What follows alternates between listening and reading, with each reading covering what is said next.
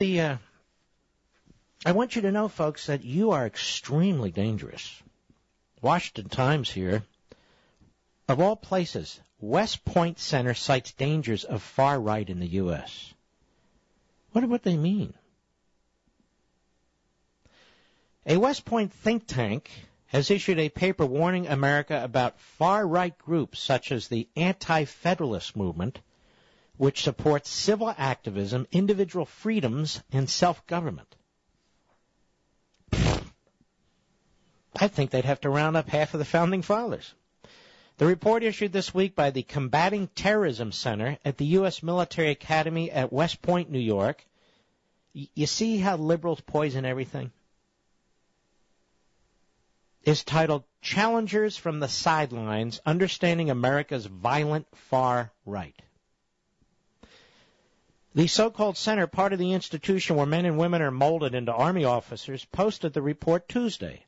It lumps limited government activists with three movements it identifies as a racist/white supremacy movement, an anti-federalist movement, and a fundamentalist movement.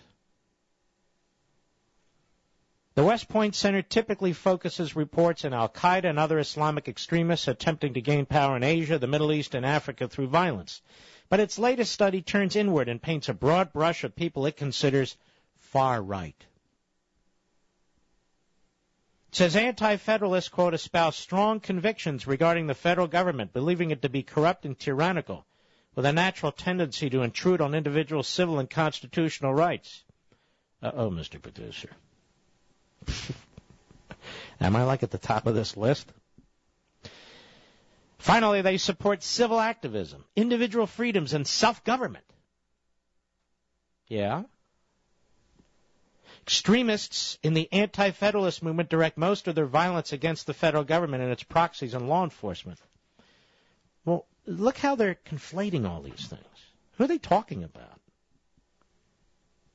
The report also draws a link between the mainstream conservative movement and the violent far right and describes liberals as future-oriented and conservatives as living in the past. Quote, while liberal worldviews are future or progressive-oriented, conservative perspectives are more past-oriented and, in general, are interested in preserving the status quo, the report says. The far right represents a more extreme version of conservatism, as its political vision is usually justified by the aspiration to restore or preserve values and practices that are part of the idealized historical heritage of the nation or ethnic community. Of the nation or ethnic community? What the hell does that mean? The report adds, while far-right groups' ideology is designed to exclude minorities and foreigners, the liberal democratic system is designed to emphasize civil rights, minority rights, and the balance of power. The report says there were 350 attacks initiated by far-right groups and individuals in 2011.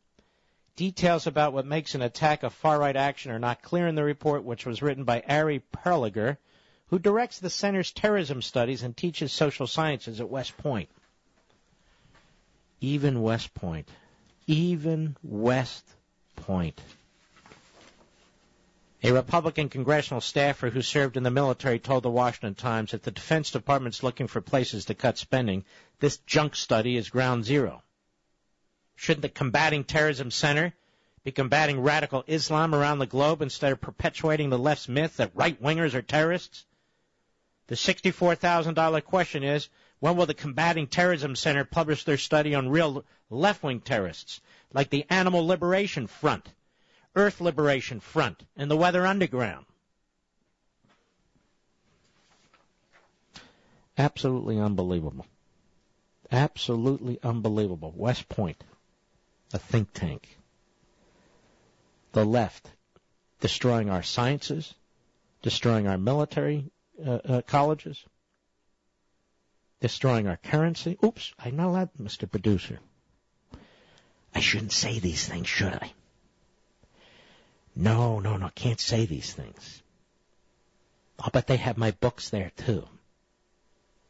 And you know the amazing thing, ladies and gentlemen? What do I talk about and what do you think? We talk about the Constitution. There's nothing violent in the Constitution. We talk about individual liberty and sovereignty. There's nothing violent in that. We talk about our Bill of Rights, the Bill of Rights that protect us, the individual, from the federal government. There's nothing violent in that. We talk about the Second Amendment, our right to bear arms. There's nothing violent in that either, assuming people aren't trying to break into our homes and so forth. This idiot professor, first of all, he writes like a fourth grader. Secondly, he's advancing an agenda, and he's on the public payroll. What about Occupy Wall Street? Nothing there? What about the union thugs who were attacking people in Michigan and Wisconsin? Nothing about that? The radical environmental groups, what about them? Nothing about that? It's very interesting. What does it mean to be anti-government? It's interesting. Who is it that's attacking the Constitution? The left. Who is it that's undermining every damn section of the Constitution? The left. Well, since the Constitution is the legal basis for our government, who is it that's attacking the government per se? The left. What we are attacking is the abuse of government, the bastardization of our government and our Constitution. That's what we're attacking. And we're not attacking it physically. We're not attacking it with any form of violence. We're attacking it civilly, peacefully. And look, we're the subject of a slander like this coming from a think tank combating terrorism center at the U.S. Military Academy at West Point.